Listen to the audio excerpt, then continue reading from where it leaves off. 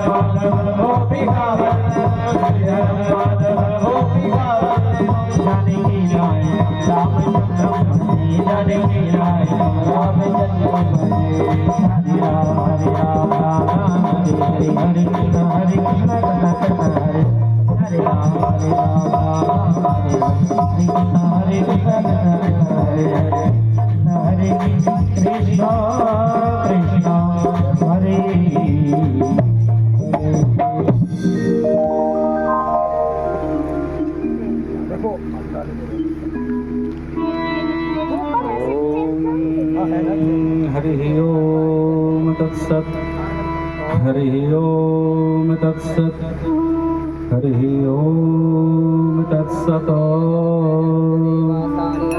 स्वस्ति श्रीमन्महागणाधिपतये नमः। ओम लक्ष्मीनारायणाभ्यां नमः। गुरुर्ब्रह्मा गुरुर्विष्णुः गुरुर्देवो महेश्वरः, गुरुर्साक्षात् परब्रह्म तस्मै श्री गुरुवे नमः। अज्ञानतिमिरान्धस्य ज्ञानाञ्जनशलाकया चक्षुरुन्मीलितं येन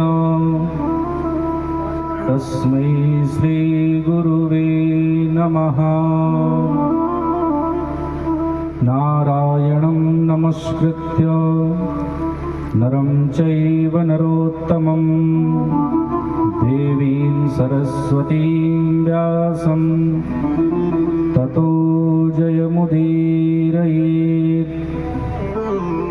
नाम संकीर्तनं यस्य सर्वपापप्रणाशनं, प्रणामो दुःखशमनः तं नमामि हरिं परम्। वंशी विभूषितकरान्नवनीरदाभात्, पीताम्बरादरुणबिम्बफलाधरोष्ठात्, पूर्णेन्दुसुन्दरमुखात् अरविन्दनेत्रात्, कृष्णात् परं किमपि तत्त्वमहं न जाने। ध्येयं सदा परिभवघ्नमभीष्टदोहम्, तीर्थास्पदं शिवविरिञ्चिनुतं शरण्यम्। भृत्यार्तिहं प्रणतपालभवाधिपोतम्, वन्दे महापुरुषते चरणारविन्दम्। त्यक्त्वा सुदुष्टजसुरेप्सितराजलक्ष्मीं, धर्मिष्ठ आर्यवचसा यदगादरण्यम्।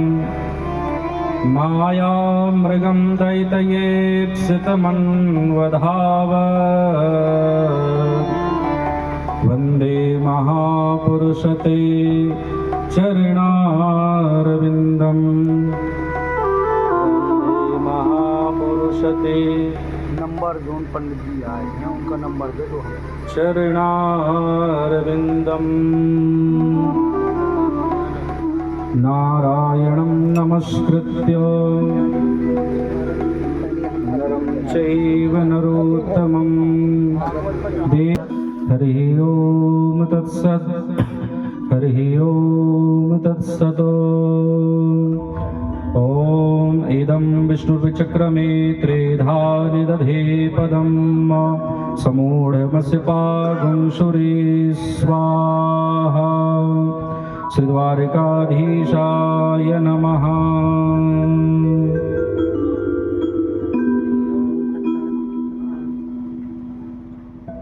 नमो गुरुभ्यो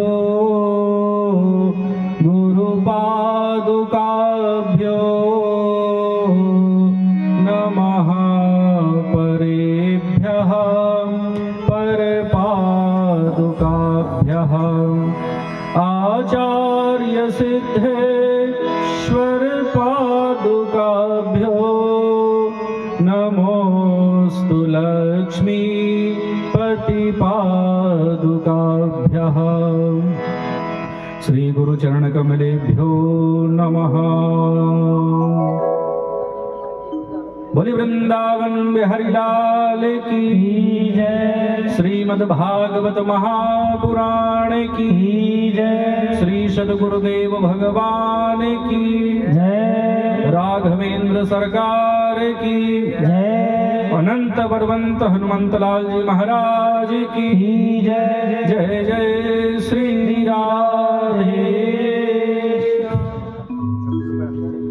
परात्पर अखिलेश्वर अकारण करुणा वरुणालय भक्तवांछा कल्पतरु पीतांबरधारी मुरली मनोहर भगवान श्री द्वारिकाधीश की महती कृपा से श्रीमद् भागवत महापुराण की यह पावन कथा आज अपने तृतीय दिवस के द्वितीय सत्र में प्रवेश कर रही है। इस साप्ताहिक ज्ञान यज्ञ भक्ति अनुष्ठान के आनंद सरोवर में अवगाहन करने के लिए हम सभी लोग समवेत रूप से एकीभूत हैं। गोविंद जब किसी जीव पर कृपा कर देते हैं तो उस जीव को कथा श्रवण करने का अवसर प्राप्त हो जाता है। जीवन का सबसे बड़ा सद्भाग्य तो केवल वही है, जीवन का सबसे सुखद आनंदमय क्षण तो केवल वही है जिस क्षण हम कथा श्रवण करते हैं। इसलिए हम सभी लोग बड़े भाग्यशाली हैं कि आज हमें कथा श्रवण करने का अवसर प्राप्त हो रहा है।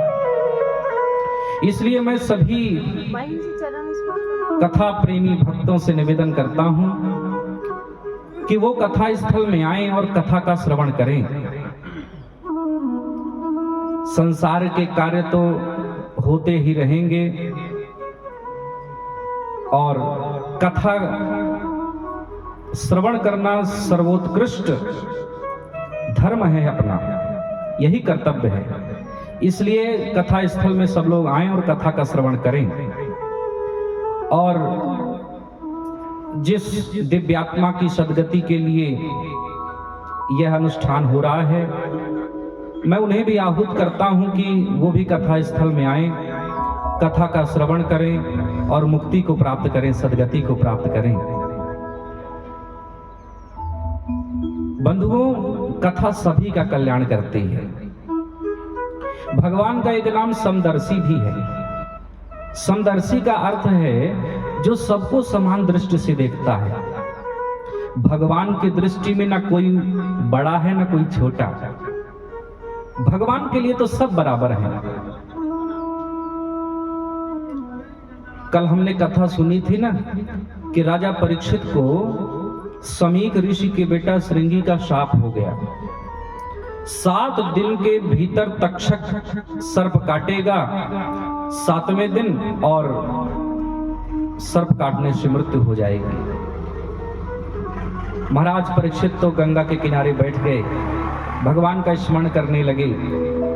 हजारों ऋषि वहां उपस्थित हो गए। सुखदेव जी महाराज भी आए, उनके चरणों में प्रणाम किया राजा परीक्षित ने, और 7 दिनों में मुक्ति कैसे हो इसका उपाय पूछा।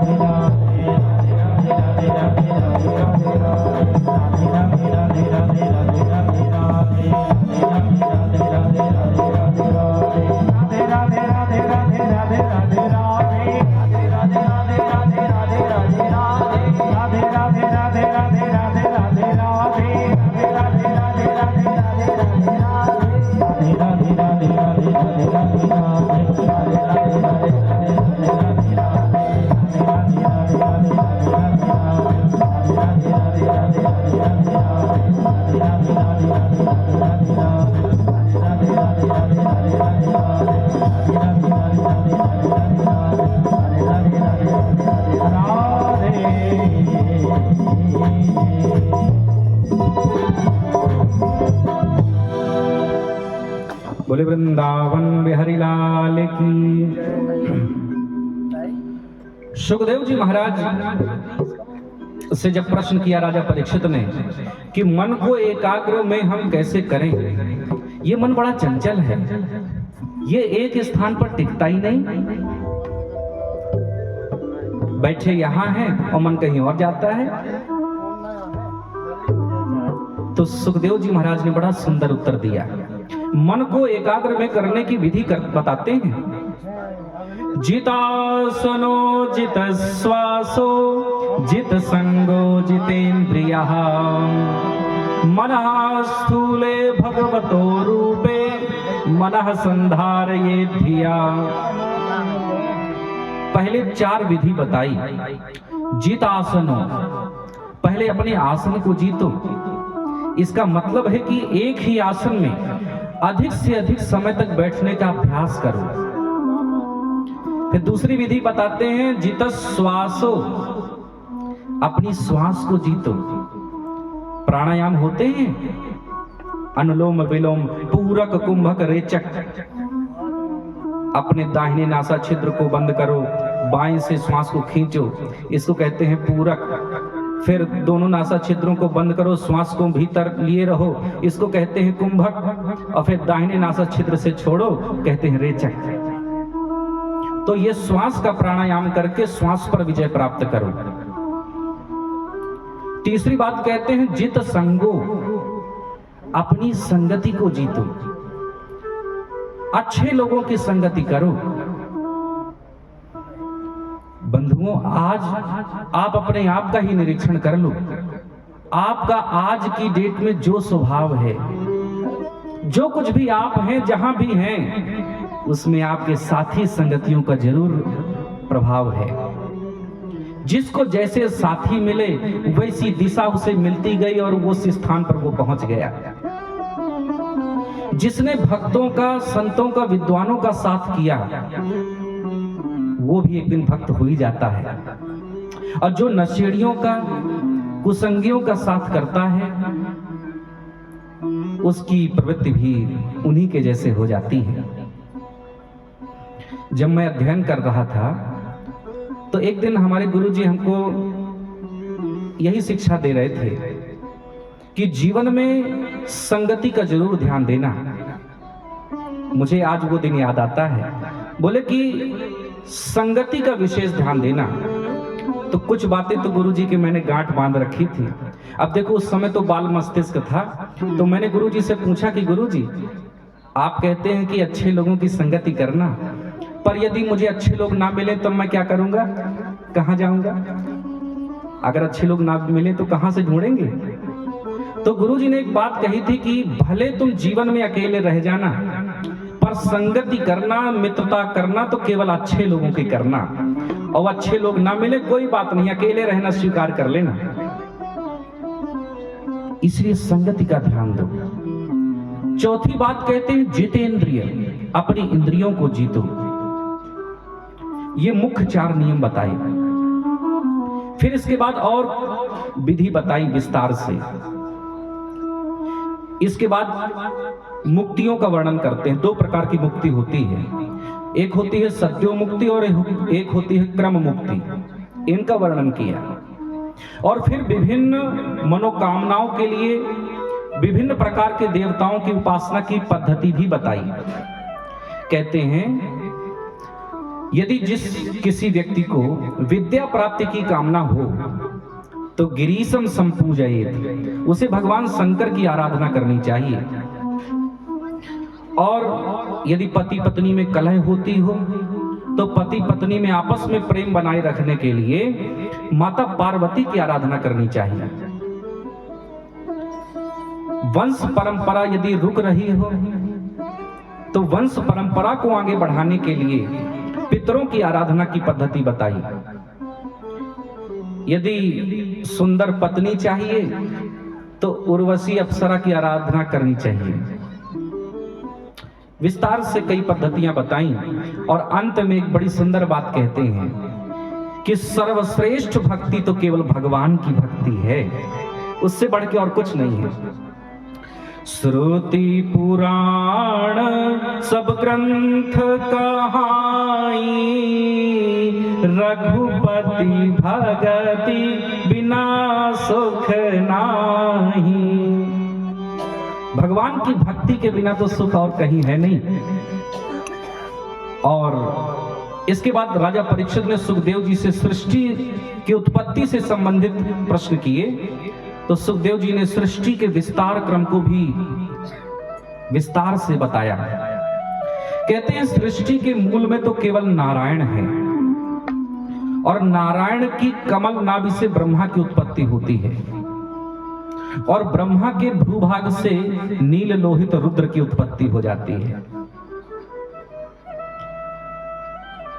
भगवान के विराट स्वरूप का भी वर्णन कर दिया, और इसके बाद चतुश्लोकी भागवत का वर्णन करते हैं। भगवान नारायण ने सर्वप्रथम जब ब्रह्मा जी को उपदेश दिया तो 4 श्लोकों की भागवत सुनाई, और उसी 4 मंत्रों की जो संहिता है उसी का विस्तार है 18,000 मंत्रों की ये परम संहिता भागवत महापुराण। फिर आगे कहते हैं कि देखो भागवत किसे कहते हैं पता है? भगवान ने सर्वप्रथम जो उपदेश दिया है यानी 4 मंत्रों की भागवत, उसी को भागवत कहते हैं। और यदि सरल भाषा में बताएं तो भगवान से जिसका भी संबंध जुड़ जाता है वो भागवत हो जाता है। जैसे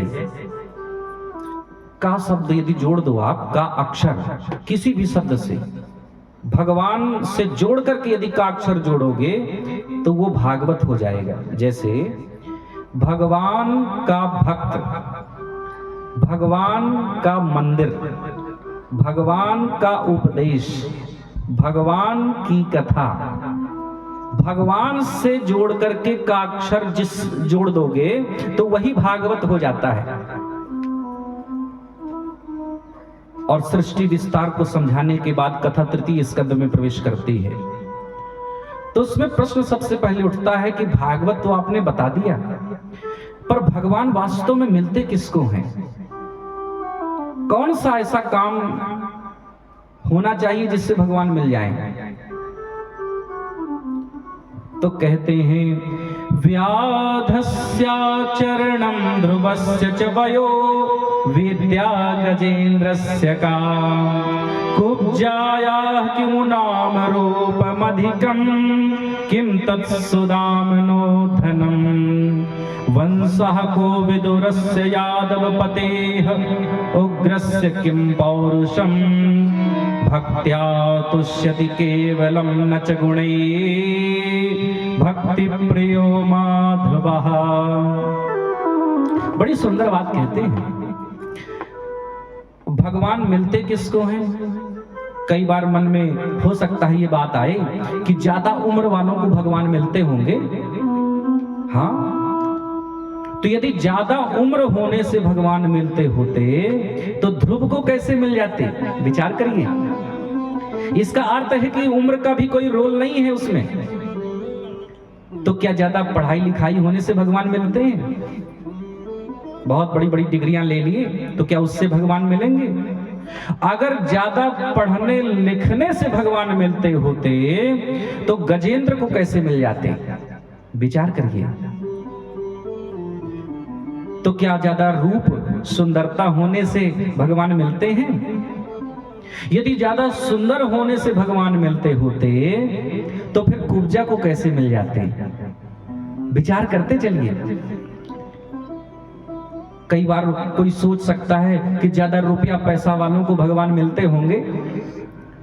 तो सोचो यदि ज्यादा धन होने से भगवान मिलते होते तो सुदामा को कैसे मिल जाते? तो क्या बहुत बड़े ऊंचे कुल खानदान में पैदा होने से भगवान मिलते हैं? नहीं नहीं, यदि ज्यादा ऊंचे कुल में पैदा होने से भगवान मिलते होते तो विदुर जी को कैसे मिल जाते? विदुर तो दासी पुत्र थे, उनको भगवान कैसे मिल गए? इसीलिए लिखा है कि भक्त्या तुष्यति केवलम न च गुणैः भक्ति प्रियो माधवः। भगवान तो केवल भक्ति को पसंद करते हैं, उसी को प्रिय है।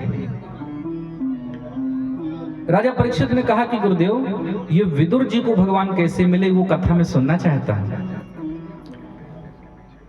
बोले, विदुर और उनकी पत्नी को भगवान कैसे मिले, उसकी हम कथा सुनाते हैं। अच्छा, एक बात बताइए, आप लोग तो कथा सुनते रहते हैं, विदुर जी की पत्नी का नाम क्या था, बताइए, मालूम है?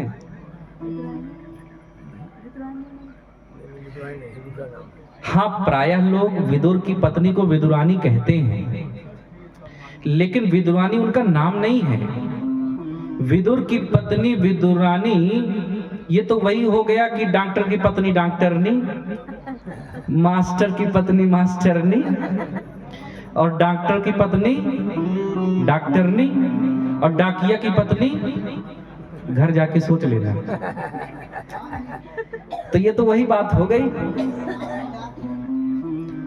मैंने बहुत शोध किया, कई ग्रंथों को उल्टा पलटा देखा, खोज करते करते काफी परिश्रम करना पड़ा मुझे, तब जाके मुझे वो नाम मिल गया। और मैं आपको एक क्षण में बता देता हूं, कितने दिनों की मेहनत एक क्षण में बता देते हैं। विदुर की पत्नी का नाम था मृदुला। एक दिन की बात है, जब कौरव पांडवों पर अत्याचार कर रहे थे, लाक्षागृह में जलाने का षड्यंत्र किया, और ये बात विदुर जी को पता चल गई, तो राजसभा में पहुंच गए, और वहां पर जाकर के धृतराष्ट्र को बहुत समझाते हैं विदुर जी। बोले कि आप राजा हैं, राजा के सामने यदि किसी के साथ अन्याय होता है तो राजा उसमें दोषी है। आप ये दुष्ट दुर्बुद्धि दुर्योधन की बातों में मत आइए। महाराज, अन्याय की बेल पर कभी भी अमृत के फल नहीं लगते, ये ठीक नहीं है। पांडव तो आपके ही भतीजे हैं, आपके ही पुत्र तुल्य हैं, आप उनके साथ क्यों अत्याचार करते हैं? और दुर्योधन की बातों में तो बिल्कुल मत पड़िए, क्योंकि राजा आप हैं। ये समझा ही रहे थे विदुर जी की, उसी समय वहां पर दुर्योधन आ गया, और दुर्योधन ने बहुत अनाप शनाप कहा विदुर जी को, हमने तुम्हें महामंत्री बनाया और तुम मेरे ही खिलाफ मेरे पिता को भड़का रहे हो, जाओ निकल जाओ हमारे राज्य से। देश निकाला कर दिया। विदुर जी ने कहा कि दुर्योधन सुनो, जहां पर अन्याय हो रहा हो ऐसे स्थान पर तो मैं रुकना भी नहीं चाहता। बहुत अच्छा हुआ कि तुमने देश निकाला कर दिया। और अपनी पत्नी को लेकर के चले गए बाहर, किसी स्थान पर अपना आश्रम बना लिया और वहीं भगवान का भजन करने लगे। एक बात बताएं, विदुर जी कोई सामान्य नहीं है, ये पूर्व जन्म के यमराज हैं, धर्मराज हैं। यमराज को ही धर्मराज कहा जाता है। तो वो यहां पर विदुर बन के क्यों आए, उसकी भी एक कथा है। एक समय की बात है कि एक राजा के यहां राज्य में कुछ चोरों ने चोरी किया। अब सैनिकों ने चोरों का पीछा कर लिया। अब चोर भागते भागते गए और मांडव ऋषि के आश्रम में छुप गए। वहां पर सैनिक आए और सैनिकों ने जब देखा मांडव ऋषि को, तो सैनिकों ने मन में विचार किया कि ये चोर ही है, और साधु का वेश बना करके बैठ गया। इसलिए जबरदस्ती मांडव ऋषि को पकड़ा और ले गए राजा के यहाँ, राजा के सामने प्रस्तुत किया। तो राजा ने कहा कि चोरी मेरे यहां बर्दाश्त नहीं हो सकती, आपको तो मृत्युदंड मिलेगा। और फिर फांसी पे चढ़ाया गया मांडव ऋषि को। कहते रहे कि मेरा कोई दोष नहीं था, लेकिन कई घंटों तक वो लटके रहे शूली पर, उनके प्राण ही नहीं गए। तो राजा को ये आभास हुआ कि ये दोषी नहीं है, क्योंकि यदि दोषी होते तो अभी तक मर चुके होते। तो राजा ने मांडव ऋषि को सूली से उतारा, क्षमा मांगी, बोले मुझे क्षमा कर दीजिए, मुझे ऐसी आभास हो रहा है कि आपका कोई दोष नहीं, आप निर्दोष हैं। मांडव ऋषि ने कहा कि राजन, मैं तुम्हें तो क्षमा कर सकता हूं, पर मैं उस यमराज को क्षमा नहीं करूंगा। और अपनी मंत्र शक्ति से, अपने तेज बल से मांडव ऋषि पहुंच गए यमराज के पास। देखो, हमारे ऋषि मुनियों में बड़ा तपोबल होता था। यमराज के पास पहुंच गए और यमराज से पूछा डायरेक्ट कि बताओ मेरा क्या दोष था, क्योंकि मैंने जब से होश संभाला है तब से मेरी याददाश्त में मैंने कोई पाप किया ही नहीं। तो जब मैंने कभी कोई पाप किया ही नहीं तो मुझे ये कष्ट क्यों मिला? कई घंटों तक मैं सूली पर लटका रहा, मुझे बहुत पीड़ा हुई, बताओ किस कारण से हुई? यमराज ने पूरा रिकॉर्ड देखा। यमराज ने कहा महाराज, एक गलती तो आपने की थी। बोले कब गलती किया? मुझे तो याद नहीं। बोले हाँ महाराज, जब आप छोटे बालक थे, अबोध थे, उस समय पर खेल खेल में आपने एक कीड़े को कांटे से बेध दिया था और कई घंटे तक उस कीड़े के प्राण नहीं गए थे, वो तड़प तड़प के मरा था। आपने वो अपराध किया था, पाप किया था, उसके परिणाम स्वरूप आपको कई घंटों तक और उतने ही घंटे तक, जितने घंटे तक वो कीड़ा तड़पा था, आपको भी पीड़ा में रहना पड़ा। मांडव ऋषि ने कहा यदि मैंने ऐसा कर भी दिया होगा, मुझे याद तो नहीं, लेकिन उस समय तो मैं अबोध था, बालक था, तो उस समय किए गया कोई भी पाप मुझ पर लागू कैसे होगा? उस समय तो मैं ज्ञानी नहीं था, जानकार नहीं था।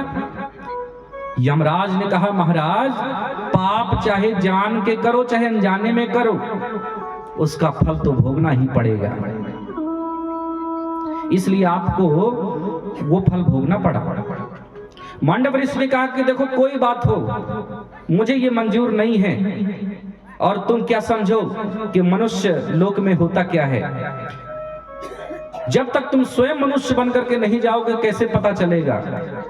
तो मांडव ऋषि ने शाप दे दिया यमराज को कि जाओ दासी पुत्र होकर के जन्म लो और मनुष्य लोक के कष्ट को देखो, मृत्यु लोक में पहुंचो। तो वही यमराज मांडव ऋषि के शाप से विदुर बनकर के आए हैं, और विदुर ने जो उपदेश दिया धृतराष्ट्र को, और उनकी नीति चलती है जिसको विदुर नीति के नाम से जानते हैं। विदुर जी चले गए, अपनी पत्नी मृदुला को लेकर के आश्रम में रहने लगे। और इधर जब यह निश्चय हो गया कि कौरवों और पांडवों में महाभारत का युद्ध होगा, तो पांडवों की ओर से शांति दूत बनकर के द्वारिकाधीश कृष्ण हस्तिनापुर पधारे। और जब वो आ रहे थे हस्तिनापुर में, सब लोगों ने स्वागत किया, सत्कार किया भगवान द्वारिकाधीश का।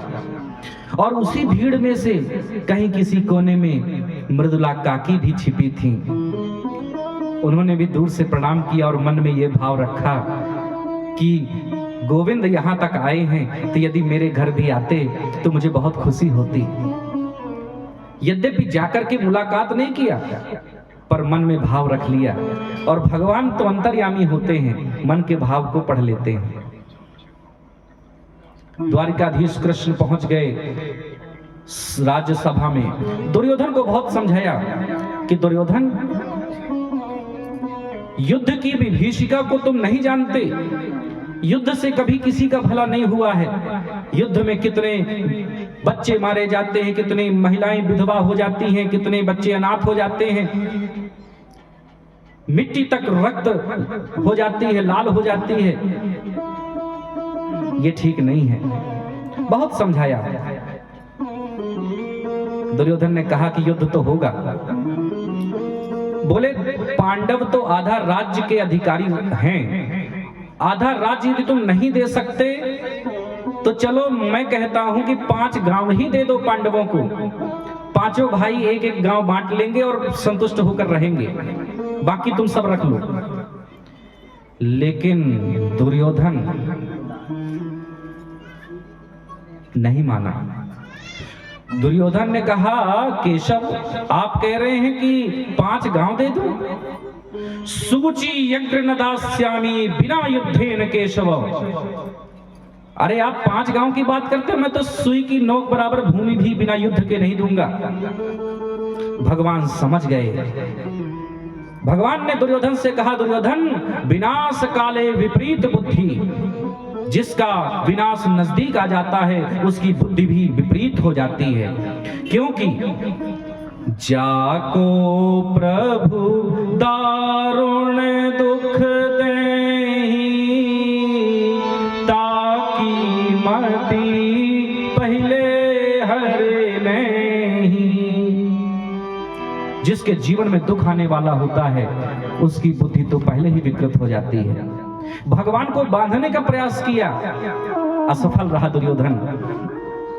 और भगवान से कहा कि आप ये सब निर्णय तो बाद में कर लेंगे, आप हमारे अतिथि हैं, आपके लिए तो 56 व्यंजन हमने बनाया है, तो आप प्रसाद पाइए। तो भगवान द्वारिकाधीश ने स्पष्ट मना कर दिया। भगवान ने कहा कि देखो दुर्योधन, भोजन तो 2 ही अवस्था में किया जाता है, या तो भूख लगी हो और या तो भोजन कराने वाले व्यक्ति के मन में श्रद्धा का भाव हो। इन्हीं 2 परिस्थितियों में भोजन किया जाता है। तो देखो, मुझे ना तो भूख लगी है और ना तो तुम्हारे मन में कोई श्रद्धा है, इसलिए भोजन तो अब हम विदुर जी के यहाँ करेंगे। और भगवान सीधे चले गए विदुर जी के यहाँ। विदुर जी को पता चला कि प्रभु आ रहे हैं, तो वो उनकी व्यवस्था करने के लिए अन्यत्र चले गए। इतने में भगवान पहुंच गए घर, दरवाजा खटखटाया और अंदर से आई विदुरानी मृदुला काकी। उन्होंने दरवाजा खोला और दरवाजा खोलते ही जैसे द्वारिकाधीश कृष्ण को साक्षात दरवाजे पर देखा तो किंग कर्तव्य विमूढ़ हो गई। समझ में नहीं आया क्या करें। देखो, जैसे हमारे जीवन में यदि हमारे इस सोच में भी ना हो ऐसी कोई घटना घटित हो जाए, साक्षात भगवान ही आ जाएं, तो दिमाग तो काम करना बंद कर देगा। यही हाल विदुरानी का हुआ। बहुत देर तक देखती ही रही कन्हैया को। भगवान ने कहा, काकी अंदर आने को नहीं कहोगी? मृदुला काकी को तब याद आया, बोले आओ आओ, बाहर ही खड़े हो, अंदर आओ। अंदर बुलाया उन्होंने और फिर इधर से उधर, उधर से इधर 10 मिनट तक घूम ही रही हैं। कृष्ण ने कहा कि काकी क्या ढूंढ रही हो? बैठाने के लिए पटा ढूंढ रही, वो तो सामने रखा है। तब जाके दृष्टि दिखी, सामने ही पटा रखा था पर दिख नहीं रहा था। इसी को कहते हैं प्रेमातिरेक। प्रेम इतना अधिक था प्रभु के प्रति कि सामने रखी वस्तु भी दिखाई नहीं पड़ रही। और प्रेम इतना अधिक था कि ये भी ध्यान नहीं दिया कि पटा मैंने कैसे रख दिया। पटे को उल्टा करके रख दिया, बोले कन्हैया बैठ जाओ, और उल्टे पटे में ही भगवान बैठ गए। देखो, भगवान प्रेम के भूखे होते हैं ना, प्रेम चाहिए भगवान को। उल्टे पटे पर बैठ गए। भगवान ने कहा, भूख लगी है काकी? अंदर से साग ले आई विदुरानी काकी, उसमें नमक डालना ही भूल गई, पर भगवान ने उसको बड़े प्रेम से पाया। बोले कैसा है? बोले बहुत अच्छा स्वाद है काकी। और उसके बाद कुछ फल ले आई, केला ले आई और बोली कि मैं अपने हाथ से खिलाऊंगी। तो केला के छिलका को खिलाने लगी, गूदा नीचे फेंकने लगी। भगवान तो सब समझ रहे थे, पर भगवान तो भक्तों के वश में होते हैं, प्रेम के वश में होते हैं। तो भगवान उस छिलके को भी खाने लगे। पूछा उन्होंने कैसा स्वाद है? भगवान ने कहा बहुत स्वाद है इसमें। इतने में विदुर जी आ गए और विदुर जी ने सब दृश्य देखा तो डांटने लगे विदुरानी को। बोले ये क्या खिला रही हो? छिलका खिलाती हो?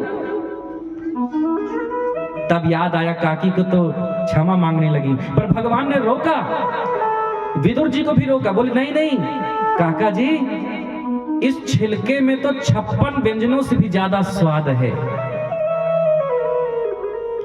देखो, भगवान प्रेम के भूखे होते हैं ना। भगवान की घोषणा है कि पत्रम पुष्पम फलम तोयम यो मे भक्त्या प्रयच्छति। भाव का भूखा हूँ मैं, भाव ही बस सार है। भाव से मुझको भजे तो भव से बेड़ा पार है। भाव बिन वो मुझे कुछ भी देवे मैं कभी लेता नहीं। अभाव से एक फूल भी दे तो मुझे स्वीकार है। भगवान कहते हैं मेरा भक्त अगर मुझे प्रेम से कोई फूल ही चढ़ा देता है तो मैं प्रसन्न हो जाता हूं। भगवान को बहुत रुपया पैसा बहुत संपत्ति नहीं चाहिए। भगवान के लिए तो इतना तक लिखा है कि पत्रम पुष्पम फलम तोयम। अगर तुलसी पत्ता नहीं भी मिलता तो किसी भी पेड़ का कोई भी पत्ता चढ़ा दो, पर यदि प्रेम भक्ति से चढ़ाया है तो भगवान स्वीकार कर लेते हैं, क्योंकि प्रेम महत्वपूर्ण है भगवान के प्रति। और सबसे ऊंची सगाई भी प्रेम ही है। सबसे ऊंची प्रेम सगाई, सबसे ऊंची प्रेम सगाई, सबसे ऊंची प्रेम सगाई, सबसे ऊंची प्रेम सगाई, सबसे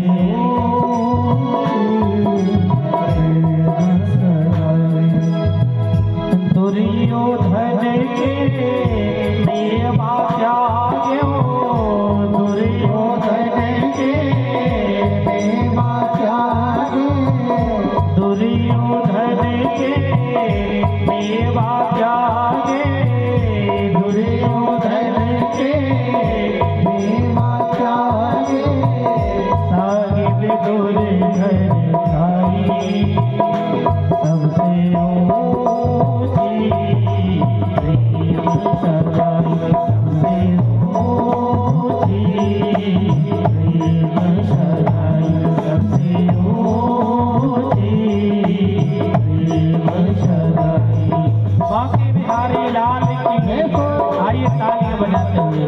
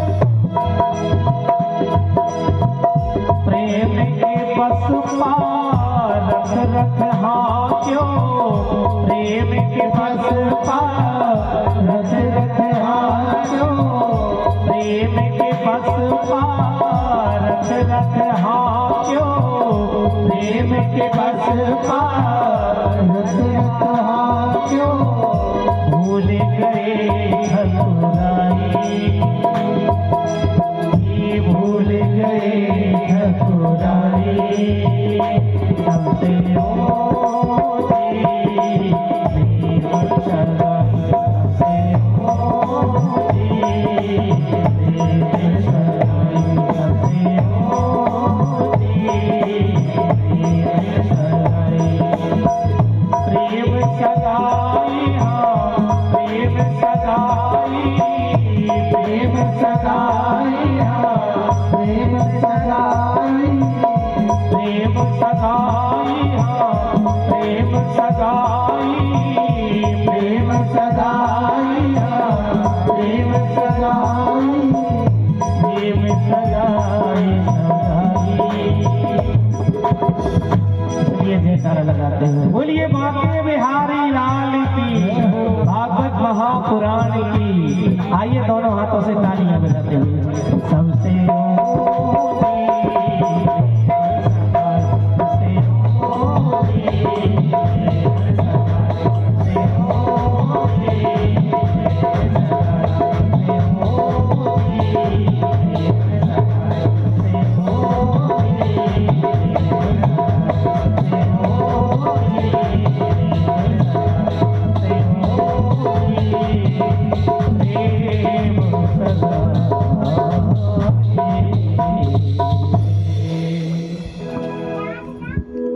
बंधुओं, विदुर जी के प्रति भगवान का कितना प्रेम है कि भगवान जब इस धराधाम से परम धाम के लिए जाने लगे और अंतिम समय में जब उद्धव से संवाद हो रहा था भगवान का, तो उद्धव से उन्होंने विदुर की याद की थी।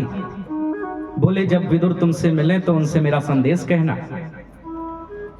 और विदुर जी जब जा रहे थे बद्रिकाश्रम की ओर, तो सरस्वती नदी के किनारे भेंट हो गई उनकी विदुर जी से। तो भगवान की लीलाओं को संक्षिप्त में बताया और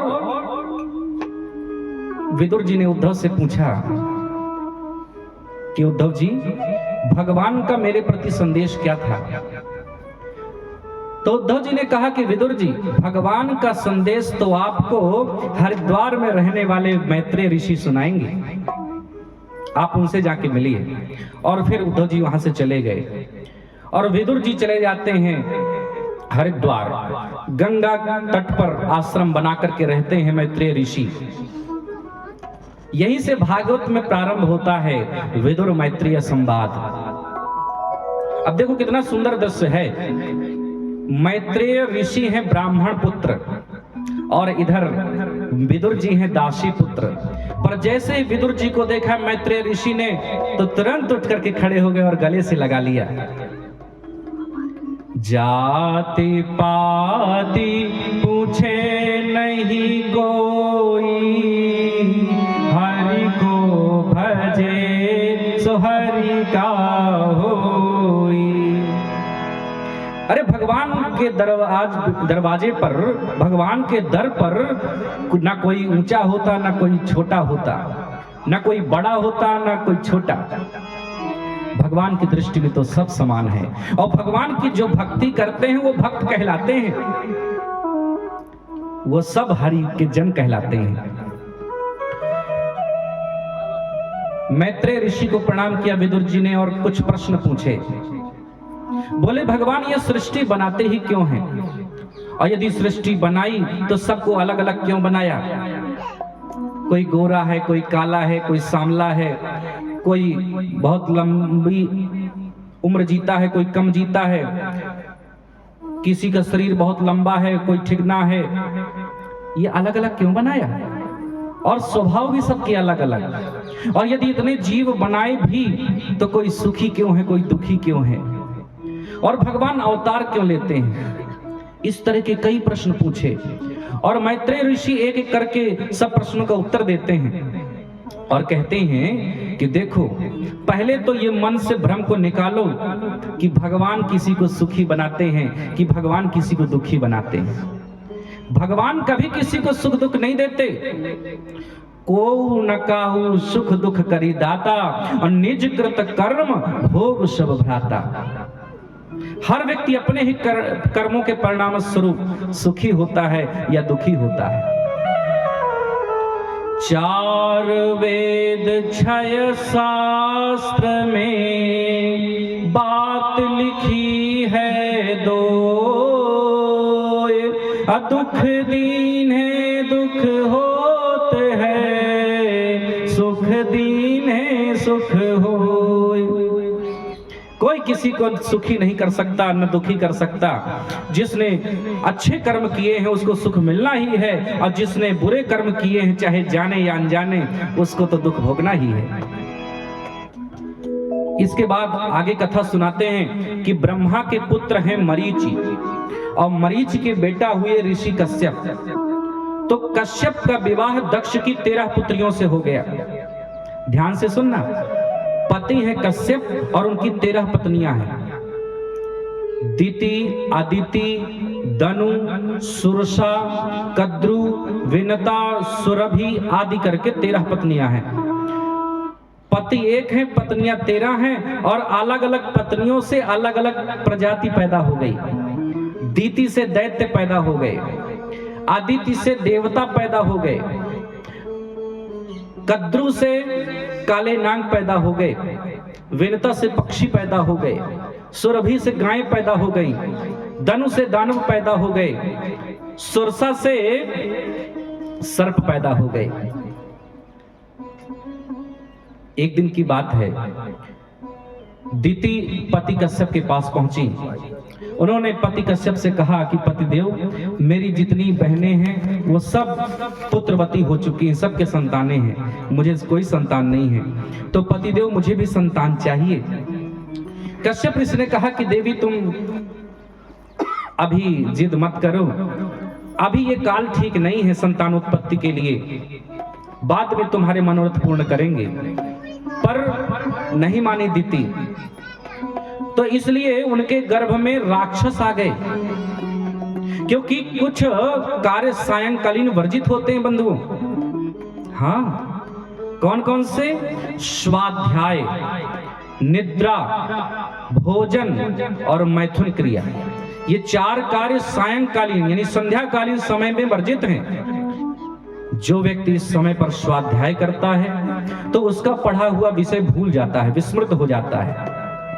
सायंकालीन वेला में जो लोग सोते हैं उनके नेत्रों की ज्योति कमजोर हो जाती है। जो लोग भोजन करते हैं वो पेट के रोगी हो जाते हैं, और सायंकालीन वेला में जो लोग मैथुन क्रिया करते हैं तो उनके घर में राक्षसी संतानें पैदा होती हैं।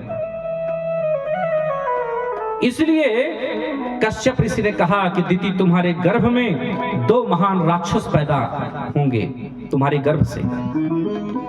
दिति को पश्चाताप हुआ, पति के चरणों में गिर के क्षमा मांगी। बोले राक्षस तो पैदा होंगे, 2 पुत्र होंगे तुम्हारे, पर तुमने अपनी भूल का पश्चाताप किया है, इसलिए तुम्हारा नाती भगवान का भक्त होगा और उसको दर्शन देने के लिए भगवान आएंगे, तो भगवान के यहाँ तो तुम्हारे पुत्रों का भी कल्याण होगा, उनका उद्धार होगा।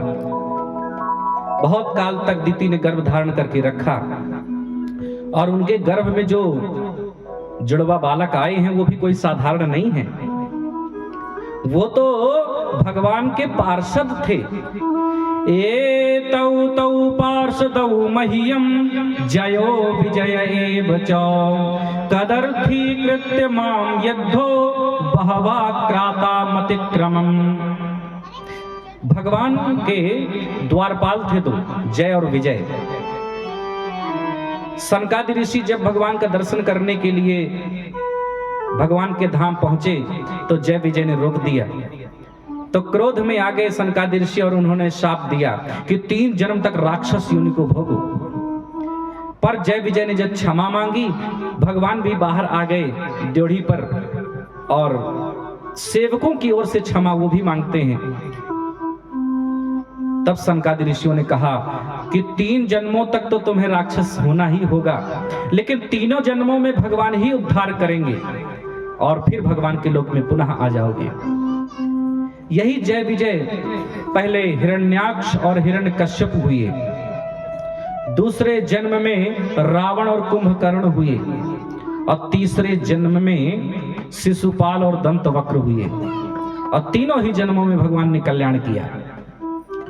तो अब यही जय विजय हिरण्याक्ष और हिरण्यकश्यप के रूप में दिति के गर्भ में आ चुके हैं। समय अनुसार जब उनका जन्म हुआ तो पूरी पृथ्वी कांप गई। बहुत भयंकर राक्षस हैं वो। और प्रलयकालीन समुद्र में जब ये पृथ्वी विलीन हो गई, डूब गई, तो प्रश्न उठा देवताओं के सामने कि पृथ्वी को बचाए कौन, रक्षा कौन करे। देवता गए ब्रह्मा जी के पास। ब्रह्मा जी ने नेत्र बंद करके भगवान का स्मरण किया। उसी समय उनको छींक आ गई और उनके नाक से एक छोटा सा सूकर बालक पैदा हो गया। वही भगवान नारायण हैं। शू शू करोति इति शूकरः, ये वाराह भगवान है। बोले वाराह भगवान की जय। और भगवान वाराह सीधे बड़े हो गए और चले गए समुद्र के भीतर और अपनी दंष्ट्राओं में पृथ्वी को उठाया और सुरक्षित बाहर लाने लगे। और उधर हिरण्याक्ष पूरी पृथ्वी पर अपना अधिकार जमाना चाहता है, सबका मालिक अपने आप को समझता है। तो इसलिए गया और पृथ्वी को ढूंढने लगा। नारद जी मिल गए। नारद जी से युद्ध करना चाहता है। तो नारद जी ने कहा कि अगर युद्ध करना है तो मुझसे काहे करते हो, जाओ वाराह भगवान से युद्ध करो। एक बात यहां पर भागवत में लिखी है और हूबहू वही बातें भागवत में कई बार लिखी हैं। और केवल भागवत में नहीं, मैंने कई ग्रंथों में वो बात पढ़ी है।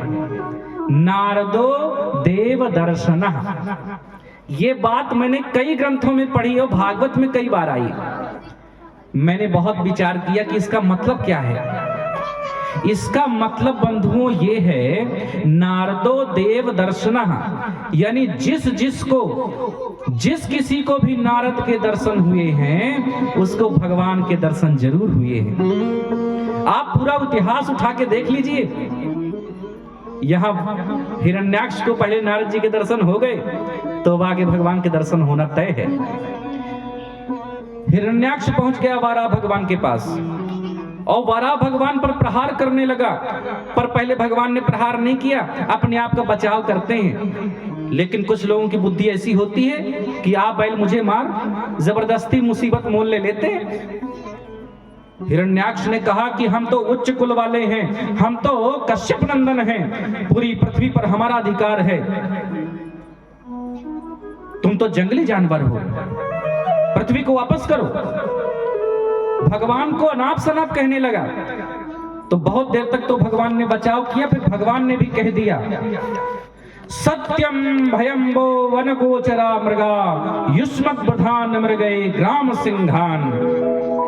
तुमने बिल्कुल सत्य कहा है, हम जंगली जानवर ही हैं जो तुम्हारे जैसे ग्राम सिंह को ढूंढते फिरते हैं। ग्राम सिंह का मतलब जानते हो?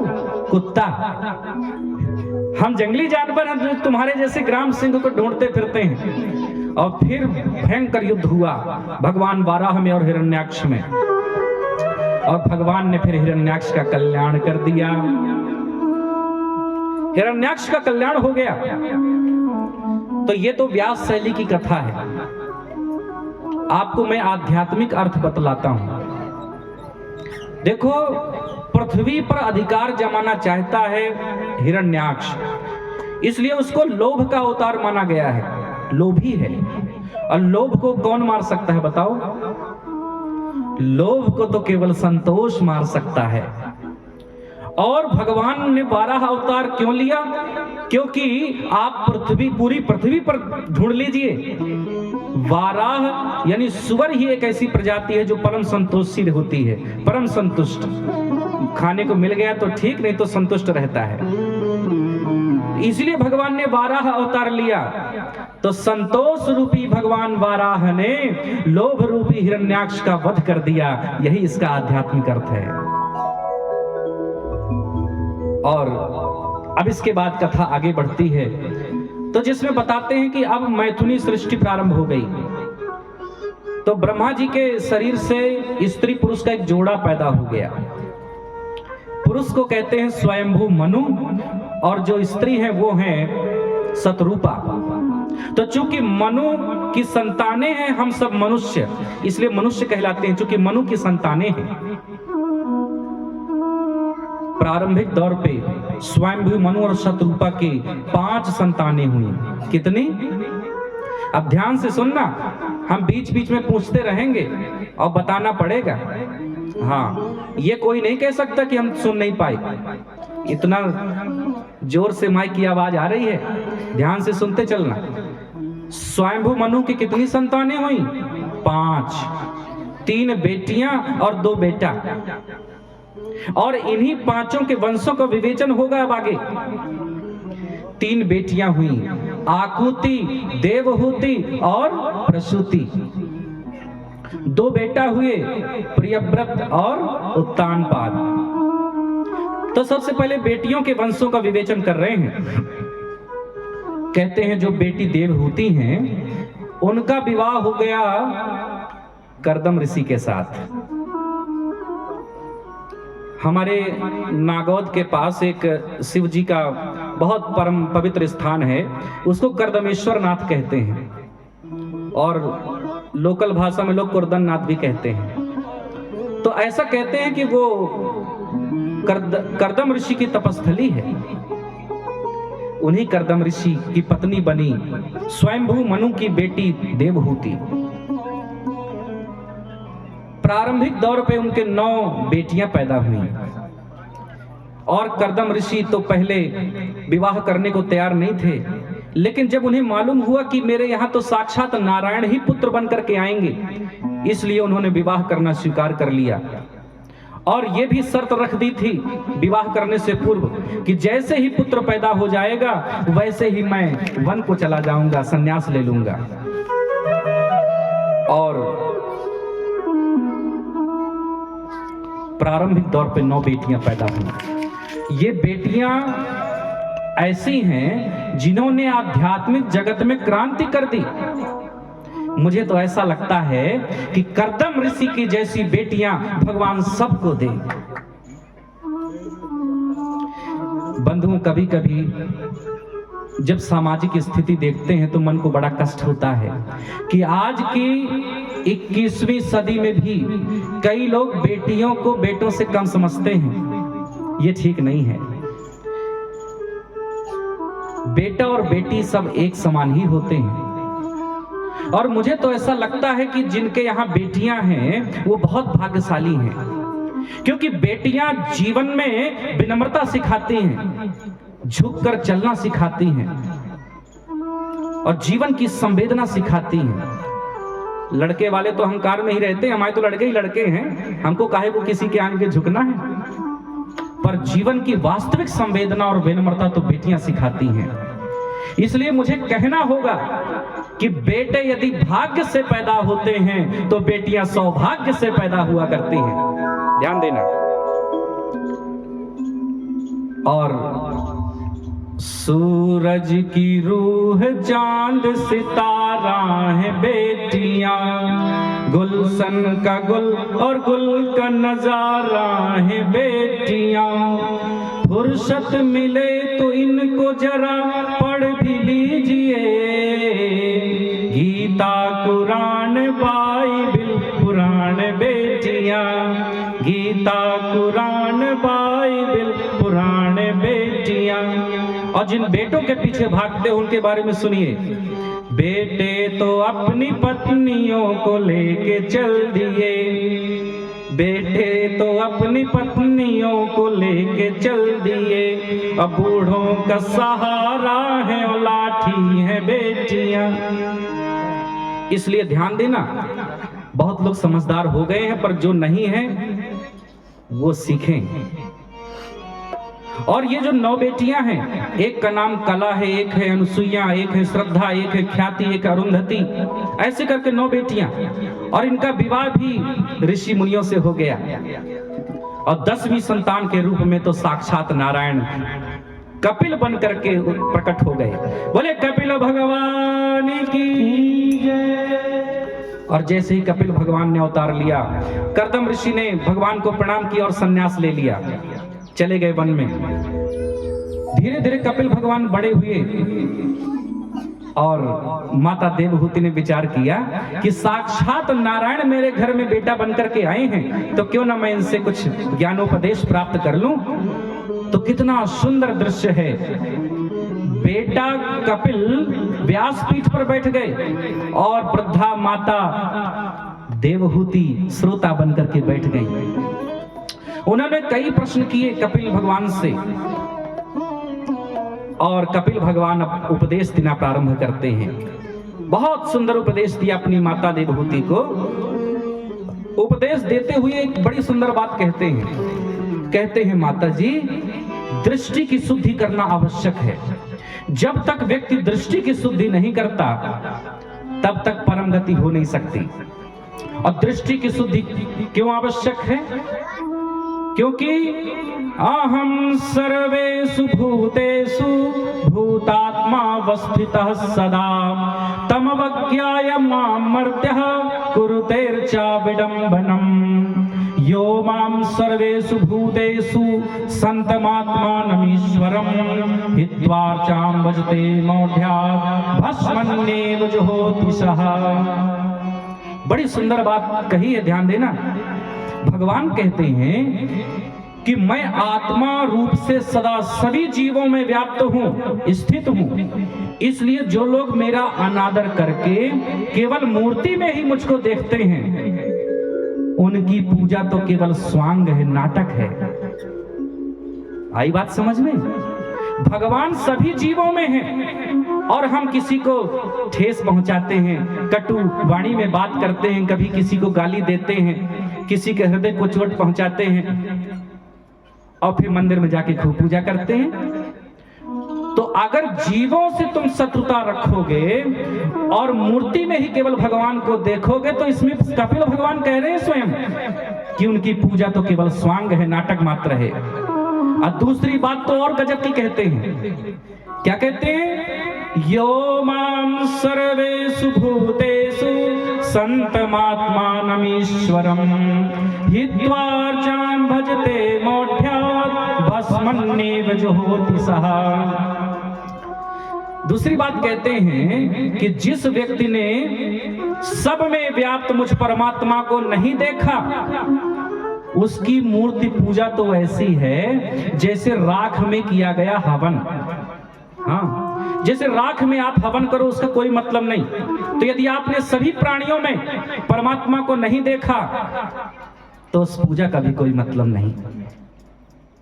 आपको पता है, महाराष्ट्र में एक संत हुए हैं, संत एकनाथ जी, बड़े सिद्ध संत हुए।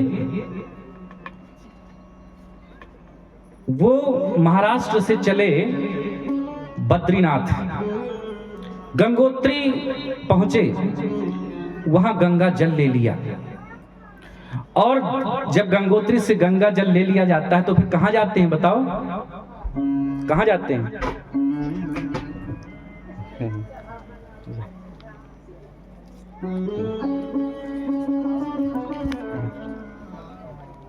जय कल्याण।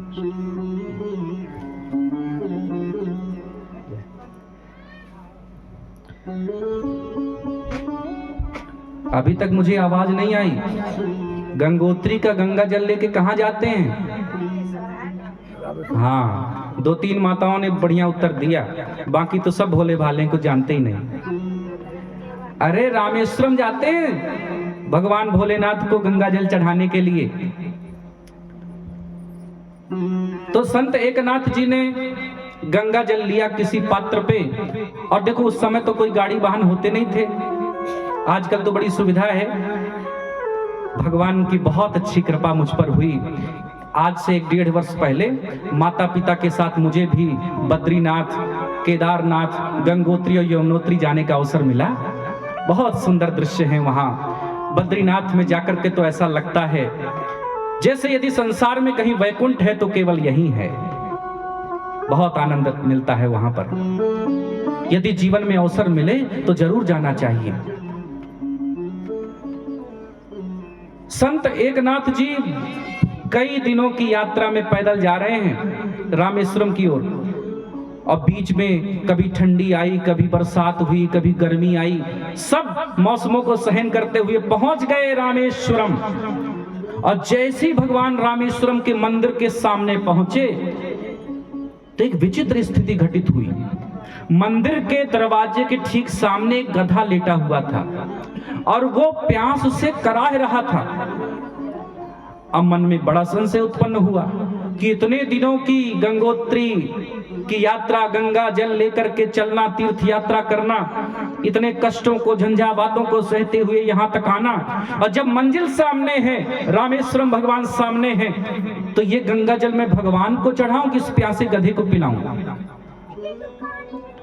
पर संत एकनाथ जी तो परमहंसी थे, वो तो सब में परमात्मा को देखते थे।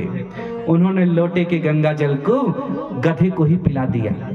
बोले, हे रामेश्वरम भोलेनाथ भगवान, मेरा गंगा जल तो आप यहीं से स्वीकार करिए।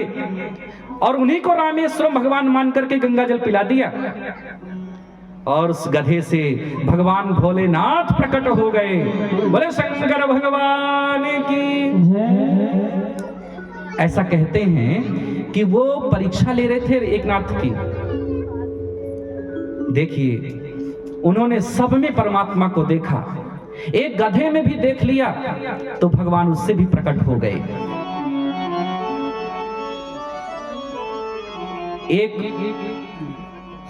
और संत हुए हैं नामदेव जी, नाम सुना है? नामदेव जी एक संत हुए। वो स्वयं भोजन बनाया करते थे और उनकी भी प्रवृत्ति ऐसी थी कि हर जीव मात्र में वो परमात्मा को देखते थे।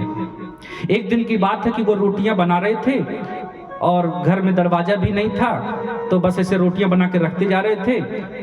कहीं से कोई एक कुत्ता आया और वो रोटियां बनाने में व्यस्त थे, वो ध्यान नहीं दे पाए, और वो कुत्ता आया और एक रोटी को मुख से में लगाया और वहां से भाग दिया। और जैसे नामदेव जी ने उस कुत्ते की तरफ देखा कि रोटी लेकर के भाग रहा है, तो घी का कटोरा लेकर के पीछे भागने लगे। अरे नारायण रुक जाइए, नारायण रुक जाइए। किसी ने कहा, भैया नारायण नारायण क्यों कर रहे हो? बोले, मेरे प्रभु आज यहाँ आए थे। तो बोले, तुम्हारे प्रभु आए थे तो रोटी ले तो गए? बोले, आज मेरे प्रभु बिना घी की रोटी खाएंगे तो मुझे बिल्कुल अच्छा नहीं लगेगा। नारायण मुझे क्षमा करिए, मैं रोटी में घी नहीं लगा पाया। देखो, इतने उत्तम कोटि के विचार, जिसने कुत्ते में भी नारायण के दर्शन किया, ऐसे संतों को भगवान के दर्शन कैसे नहीं होंगे? इसलिए कपिल भगवान ने माता देवहूति को कहा कि माता जी, अपनी दृष्टि की शुद्धि करना आवश्यक है, सब में परमात्मा को देखो। और जिस दिन आपने सब में परमात्मा को देख लिया, तो फिर किससे शत्रुता रखोगे, किससे ईर्ष्या करोगे? मुझ में भी राम है, तुम में भी राम है। उमा जे राम चरण रत, विगत काम मद क्रोध, निज प्रभु मैं देखहि जगत, केहि सन करहि विरोध। बड़ा सुंदर ज्ञानोपदेश दिया कपिल भगवान ने माता देवहूति को। और देवहूति माता तो भक्ति धारा में ऐसे बही कि सिद्धिपद नाम की नदी बन गई। कपिल भगवान ने उस जल को मस्तक से लगाया और गंगा सागर क्षेत्र में चले गए। तो ये एक बेटी के वंश का विवेचन हो गया। हाँ, तो अब बताओ भैया, स्वयंभू मनु के कितनी संतानें थी? बोलो बोलो। 5। मेमोरी भी कमजोर है। अरे याद तो रखो, 5 संतानें। कितनी बेटियां थी बताओ? देखो, ध्यान से भागवत सुनोगे तो हम भागवत याद करा देंगे पूरी।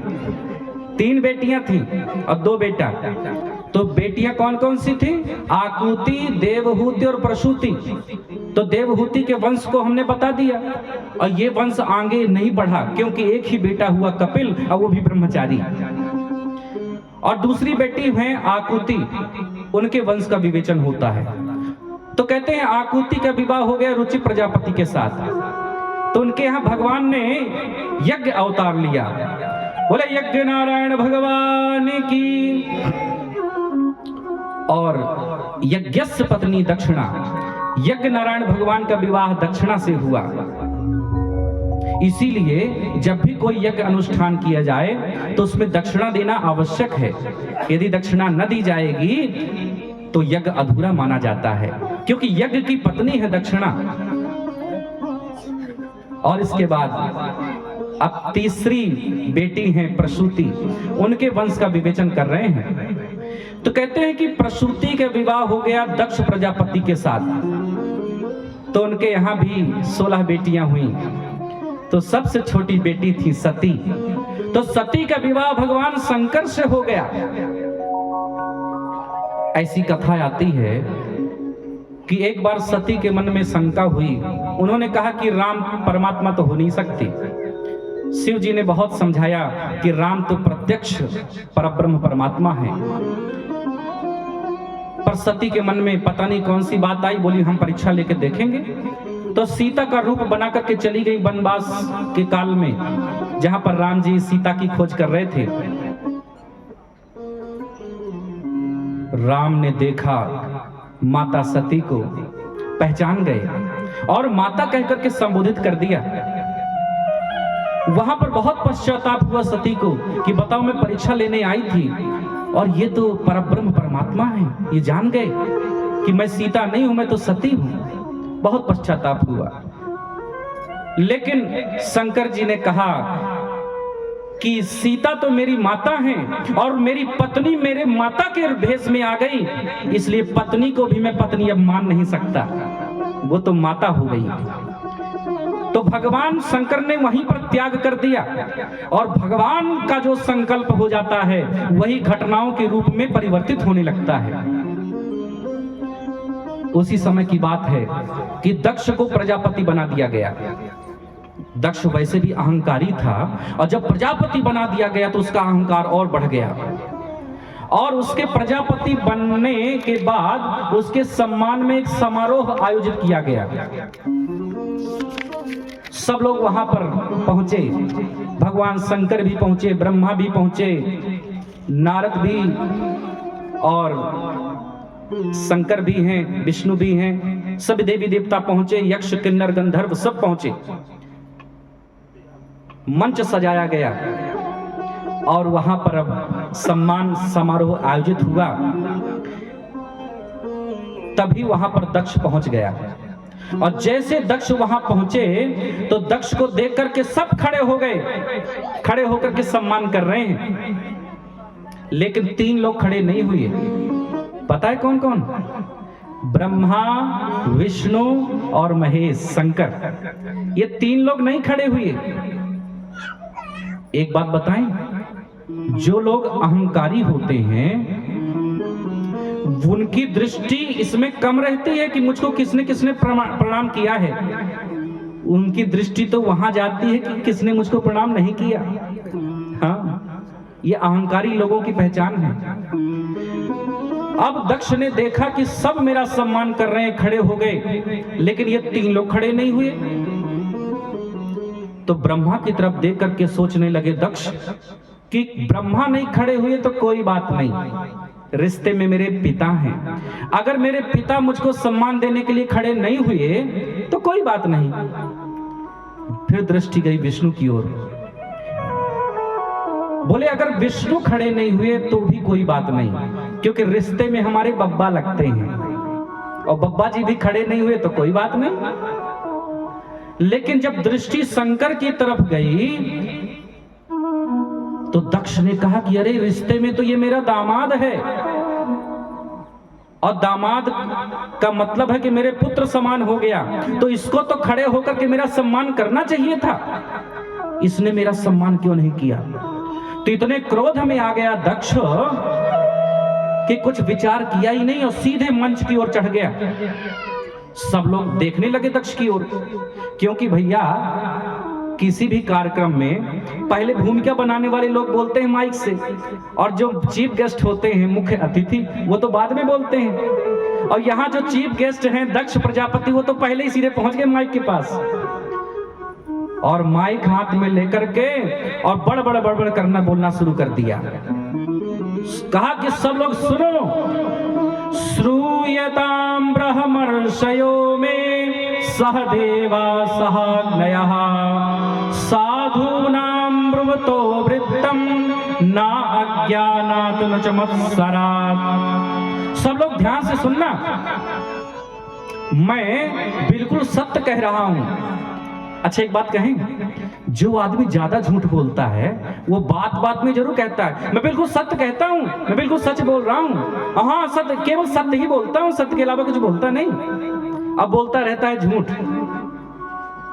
उसने कहा कि मैं बिल्कुल सत्य कह रहा हूं। ये जो शंकर है ना, ये मत्सर दुर्गुणी है, इसमें कोई योग्यता नहीं है।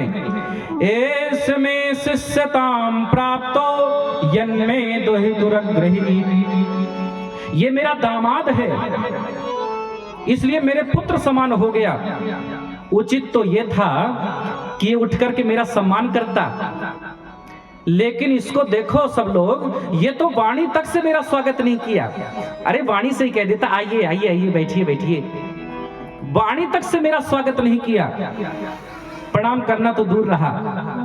प्रेतावासेषु घोरेषु प्रेतैर्भूत गणैर्व्रतः, और इतना ही नहीं, ये स्मशान घाट में भूत प्रेतों के साथ रहता है, पागलों की तरह बालों को बिखरे हुए नंग धड़ंग घूमता रहता है। चिता भस्म कृत स्नानः प्रेतस्नस्ति भूषणः, और इतना ही नहीं, चिता की भस्म से स्नान करता है और हड्डियों की माला पहनता है, हड्डियों के आभूषण पहनता है ये। तो वहां पर जो लोग सुन रहे थे तो आपस में कानाफूसी करने लगे। एक ने कहा कि अगर इतनी ही बुराई थी शंकर में तो अपनी बेटी क्यों ब्याह दी, ना करते बेटी का विवाह। अब वो बात उसके कान तक पहुंच गई दक्ष के। दक्ष ने सुन लिया तो माइक से बोलना फिर शुरू किया, हाँ हाँ मुझसे गलती हो गई, लेकिन वो तो मैं अपने पिता ब्रह्मा के बहकावे में आ गया। मेरे पिता ब्रह्मा ने कहा बहुत अच्छा दामाद है, बहुत अच्छा लड़का है, अपनी बेटी ब्याह दो। तो मैं पिता के बहकावे में आकर के बेटी को ब्याह दिया, और जबकि मेरी बेटी के लायक ये था ही नहीं। गृहीत्वा मृग सावाक्ष्या पाणिम मर्कटलोचनः, कहा मेरी बेटी भोली भाली मृग सावाक्ष्या, हिरण के जैसे मृगनयनी नेत्रों वाली, और कहा ये मरकट लोचना बंदर जैसे नेत्र वाला शंकर, मेरी बेटी के लायक तो ये था ही नहीं। और बहुत अनाप शनाप बोलने लगा शंकर जी को। शंकर जी वहीं बैठे थे, उन्होंने कोई प्रतिकार नहीं किया, कोई उत्तर नहीं दिया। जब उसने दक्ष ने देखा कि शंकर कुछ बोल ही नहीं रहा तो और क्रोध में आ गया, और क्रोध में आकर के श्राप दे दिया, जाओ शिव मैं तुम्हें आज श्राप देता हूं कि आज के बाद तुम्हें किसी भी यज्ञ में कोई भाग ही ना मिले, तुम्हारा कोई हिस्सा नहीं होगा आज के बाद यज्ञ में। शिव जी तब भी कुछ नहीं बोले, लेकिन वहां पर नंदीश्वर बैठे थे, नंदीश्वर से सहा नहीं गया। नंदीश्वर उठ के खड़े हो गए, बोले दक्ष क्या जब से बड़ बड़ बड़ बड़ बक बक बक कर रहा है, मैं कर रहा है, हाँ? हमारे स्वामी कुछ बोल नहीं रहे, इसका मतलब ये तो नहीं कि तेरे मन में जो आए सो बोलता रहे। जब मैं भी तुझे श्राप देता हूं कि जल्द ही तेरा सिर बकरे का हो जाए, बहुत मिमियाता है तो मिमियाता रहना। वहीं पर भृगु ऋषि भी बैठे थे उसी सभा में। भृगु ऋषि भी उठकर के खड़े हो गए, बोले आय नंदीश्वर, ये ससुर और दामाद के बीच का आपस का झगड़ा था, तुझे बीच में बोलने की जरूरत क्या थी, वो आपस में निपट लेते। जा मैं तुझे भी शाप देता हूं कि शिव जी के जो गण हैं वो सब पाखंडी हो जाएं। तो शिव जी के जितने गण वहां बैठे थे सब उठ करके खड़े हो गए, बोले अच्छा हमें शाप दोगे, जाओ हम भी शाप देते हैं कि तुम्हारे जैसे जितने भी चाटुकार ब्राह्मण हैं वो सब सर्वभक्षी हो जाएं और सब भिखमंगे हो जाएं। वहां पर लोगों ने आपस में खाना फूसी करने लगे कि भैया ये सम्मान समारोह चल रहा है कि श्राप समारोह चल रहा है। शंकर जी समझ गए कि अब ज्यादा देर यहां ठहरना ठीक नहीं है, चुपचाप उठ करके खड़े हुए और प्रस्थान कर गए कैलाश की ओर। सभा संपन्न हो गई। लेकिन इतना ईर्ष्यालु है, अभिमानी है दक्ष, कि उसके मन में अभी भी संतुष्टि नहीं है। वो चाहता है कि मैं शिव को कैसे नीचा दिखाऊं। तो भगवान शंकर को नीचा दिखाने के लिए, अपमानित करने की भावना से हरिद्वार के पास एक यज्ञ का आयोजन किया। अच्छा ये बताओ, हरिद्वार कौन कौन गया है?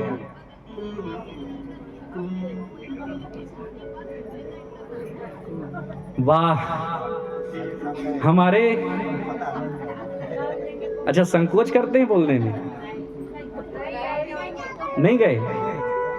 हमारे कमताना वाले बहुत भोले भाले हैं, बेचारे कहीं जाते ही नहीं। कमताना से अमानगंज और अमानगंज से कमताना, अपना तो यही हरिद्वार है, यही वृंदावन है। अरे भैया, जो कभी अवसर मिले तो जाना।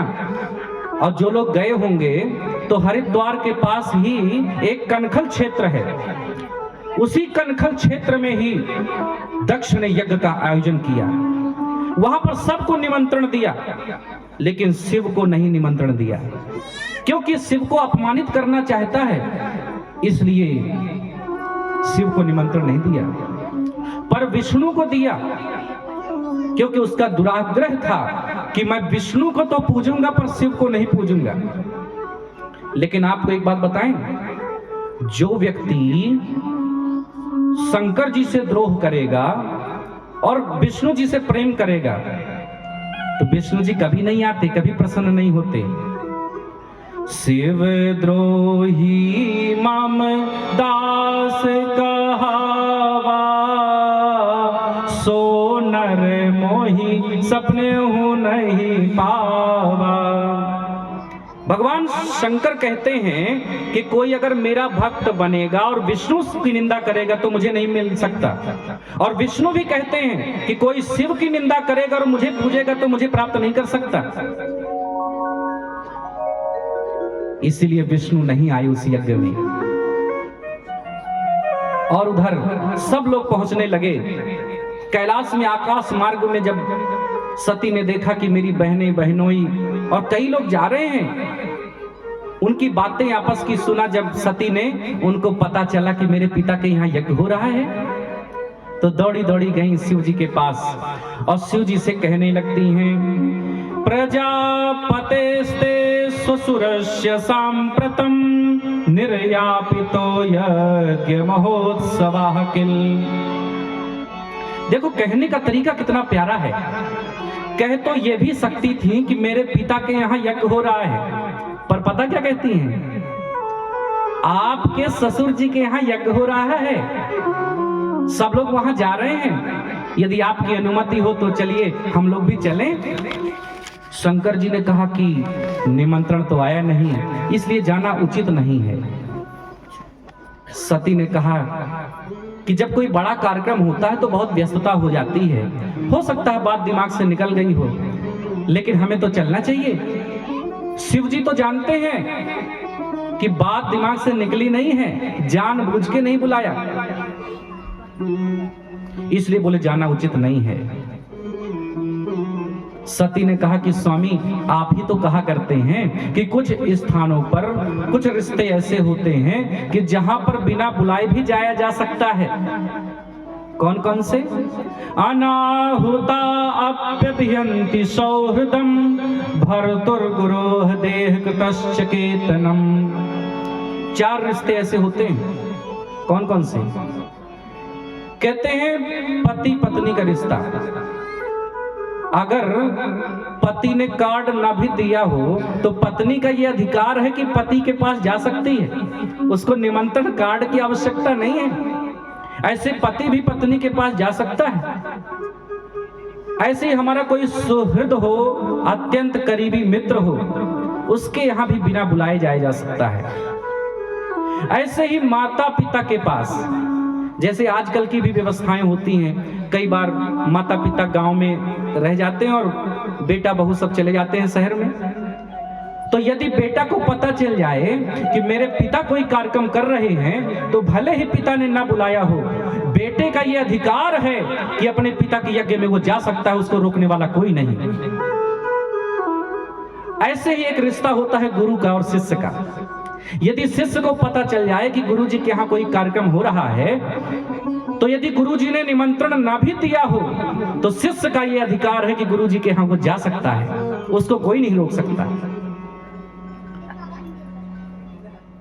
सती जी ने कहा कि इन रिश्तों में तो बिना बुलाए जा सकते हैं, तो मेरे पिता ही तो ही यज्ञ कर रहे हैं, आपके ससुर जी हैं, चलिए चलते हैं। तो शंकर जी ने कहा कि इन रिश्तों में मैंने बताया जरूर है कि बिना बुलाए जा सकते हैं, लेकिन ध्यान देना तब जा सकते हैं जब ये मालूम हो कि कार्यक्रम की व्यस्तता में बुलाना भूल गए होंगे। यदि हम वहां जाएंगे तो उसी प्रकार का सम्मान मिलेगा। पर यदि पहले से यह मालूम चल गया कि हमको अपमानित करने के लिए कोई कार्यक्रम किया जा रहा है, जानबूझ करके नहीं बुलाया गया, तो ऐसे स्थान में तो बिल्कुल नहीं जाना चाहिए, क्योंकि वहां पर जाकर के तो अपमान ही होगा। और ऐसे स्थान पर चाहे जितनी संपत्ति हो, आवत ही हर से नहीं, नैनन नहीं स्नेह, तुलसी तहाँ न जाइए, चाहे कंचन बरसे में। हम किसी के यहाँ जाएं और उसके नेत्रों में हमारे प्रति कोई स्नेह ना हो, कोई प्रेम ना हो, तो ऐसे घर में चाहे सोने चांदी आभूषणों की बरसात ही क्यों ना हो रही हो, नहीं जाना चाहिए। लेकिन समस्या ये भी है कि जब मायके की याद आने लगती है तो फिर पत्नियां सुनती कहाँ हैं, उनको तो फिर जाना है मायके। कोई कितना भी समझाए, बोली मुझे तो जाना है, बोले तुम्हें जाना हो तो चली जाओ, पर मैं तो नहीं जाऊंगा। और जाना तो तुम्हें भी नहीं चाहिए। तो ऐसा लिखा है भागवत में कि निष्क्रामति निर्वसति दुधाशा, एक ही सती दो रूपों में विभक्त हो गई। एक मन करे चली जाऊं, एक मन करे ना जाऊं, और अंत में तो पति के विरुद्ध चली गई। मायके की याद आई तो फिर रहा नहीं गया, बस सीधे चल दिया उन्होंने पिता के यहाँ। भगवान शंकर ने जब देखा कि सती चली गई तो पीछे अपने गणों को भी सुरक्षा के लिए भेज दिया कि ध्यान देना सती का। और सती जब पिता के यज्ञ में पहुंची हरिद्वार के कनकल क्षेत्र में, तो वहां पर माता और बहनें तो बहुत प्रेम से मिली। सादर भले ही मिली एक माता, भगिनी मिली बहुत मुस्काता। बहनें बहुत प्रेम से मिली, माता भी बहुत प्रेम से मिली, पर जैसे ही पिता से सामना हुआ तो पिता तो मुंह फेर के चल दिए।